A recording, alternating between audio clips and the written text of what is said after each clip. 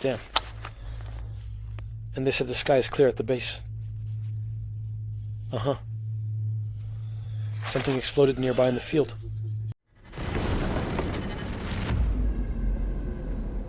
We went to something.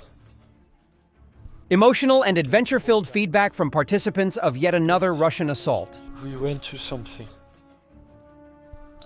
We can't hold back. Birds are attacking. The whole grove is covered with ours. Uh-huh. Damn. And they said the sky is clear at the base. Uh-huh. Something exploded nearby in the field. Maybe we're chasing someone? Most likely they're trying to get to us, damn it. Damn, some Kolofrat ran out here. All of us just got obliterated. I'm recording a video, Casper. Or Nokchi. Nokchi? It seems like Nokchi 200. The kid came to us. We found his body. Also 200. Who else do we have?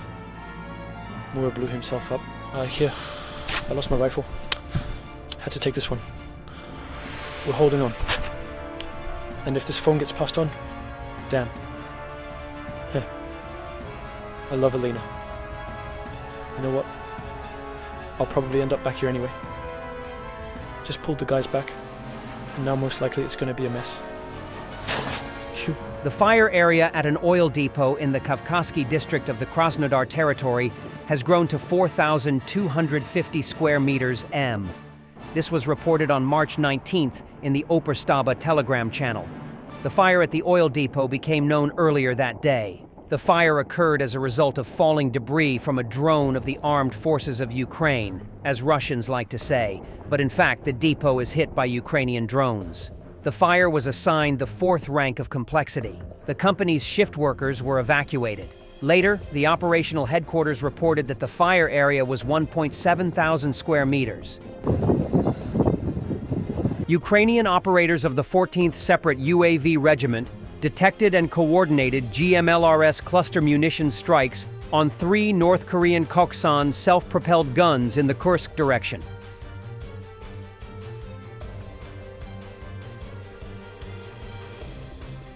During the battles for Sudzha on the Kursk front, Russians used blue tape to disguise themselves as Ukrainian soldiers. This was shown on their television. That's how stories about the atrocities of the AFU emerge later. За пару дней до штурма приходит важная посылка. Синие повязки, как у врага, для маскировки. Гуманитарка. Для операции. Ходите, с синими будем. А, серьезно, в синих повязках, да? Да, в синих идем. На кадрах с Куптера никто не поверит, что россияне зашли. Потому что вы будете... Нет, на касках не будем. Чтобы с коптера видно было, где свой-чужой. Well, President Putin has a respect for President Trump. The White House. War. Are you expecting Putin to play hardball with your boss later today? Well, President Putin has a respect for President Trump because he understands who he's dealing with. Remember, this is President Trump's 2nd time as president of the United States, in which they had a very good working relationship in which the two men respected each other. There's a reason why President Putin didn't gain anything when President Trump was in the White House the first time. It's because he understood with President Trump behind that resolute desk in the Oval Office, he wasn't going to play the same games as he usually did under President Bush, under President Obama, and under President Biden. There's a reason why Crimea wasn't annexed under President Trump, because President Trump didn't allow that. President Trump talks about it all the time. He gave the Ukrainians javelins when President Obama gave them pillows and blankets. President Trump means business, and at the end of the day, he wants to score peace, which is exactly what he's probably going to be able to do in a very short period of time. Republicans against Trump are writing, "Ignore the lies from the Trump administration." Former Russian President Medvedev accurately described the phone call between Trump and Putin, a complete sellout of Ukraine and our European allies. Shame on everyone who continues to enable Trump. The phone call between Presidents Putin and Trump proved a well-known idea. There is only Russia and America in the dining room. On the menu, light appetizers, Brussels sprouts, British fish and chips, and Paris rooster. The main course is a Kiev-style cutlet. Enjoy your meal. Zelensky is clear. Putin wants to stall for extra time and prepare new offensives. Putin plans a massive offensive in the Zaporizhzhia, Sumy, and Kharkiv directions, aiming to expand gains in the east within the next few months, says Zelensky. The goal? To escalate attacks and enter negotiations from a position of strength. Putin wants to carry out several offensive actions. As we said, in the Zaporizhzhia, in the east, continue in the Zaporizhzhia, in the Kharkiv, in the Sumy directions. He will try to do this. For what? Why? To exert maximum pressure on Ukraine. When will this happen? Believe me, he will try to do all this in the coming months. That's how it will happen. He will want to go and move forward, penetrate our territory as much as possible.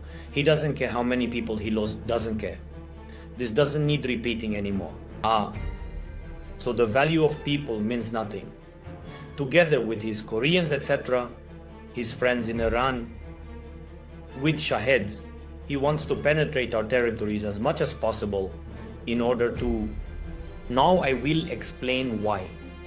So that at some point, go to ceasefire.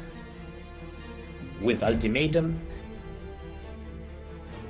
with messages to Ukraine. That's exactly why. To be in a more advantageous position and to exert maximum pressure on Ukraine, on our people, on me directly. And that's a fact. And this is exactly what he wants. And ultimatums, maybe, well, of various kinds. You hear some of the messages. That's what he wants. Poland plans to place anti-personnel mines along its borders with Russia and Belarus as part of the Eastern Shield program, Deputy Defense Minister Paweł Beda announced. His statement comes as Lithuania, Latvia, Estonia, and Poland declared on Tuesday their intention to withdraw from the Ottawa Treaty, which bans the use of anti-personnel mines. We have no other option. The situation on the border is serious. I am talking about the Polish-Belarusian and Polish-Russian borders. This will be one of the elements of the Eastern Shield, Beda said. According to Beda, Poland currently does not possess anti-personnel mines, but has the capability to manufacture them. This will be done by factories of the Polish Armed Forces, but I do not want to go into details. We are talking about an order for several 100,000, possibly up to 1 million mines, he said. Commenting on the decision by the Baltic countries and Poland to withdraw from the convention, Estonian Foreign Minister Margus Tsahkna defended the move, stating that it is wrong to forbid ourselves to use weapons that Russia is ready to use against us. Thanks for watching, and don't forget to subscribe. Also, if you want to support Warthog Defense, please become our member and get early access to new videos, exclusive members-only videos, and become administrator in comment section. The membership link is in the description. Rescues every day. We had a guy last week, it's 6 rescues in 6 days. You know, he's doing the job every day.